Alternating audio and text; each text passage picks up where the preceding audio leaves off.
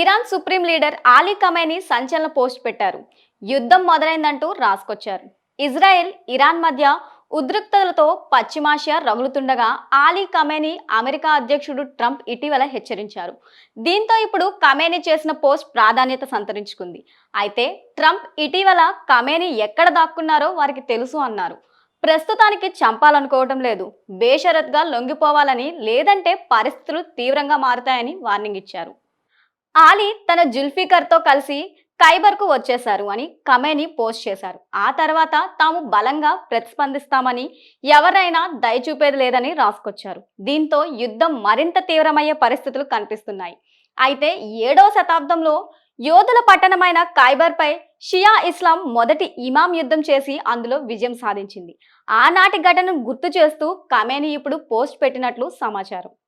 మరోవైపు బుధవారం తెల్లవారుజామున ఇరాన్ రాజధానిని లక్ష్యంగా చేసుకొని ఇజ్రాయెల్ వైమానిక దాడులు చేపట్టారు. సైనిక స్థావరాలు, చమురు క్షేత్రాలు, అణుశుద్ధి కేంద్రాలను లక్ష్యంగా చేసుకొని భీకర దాడులు చేశారు.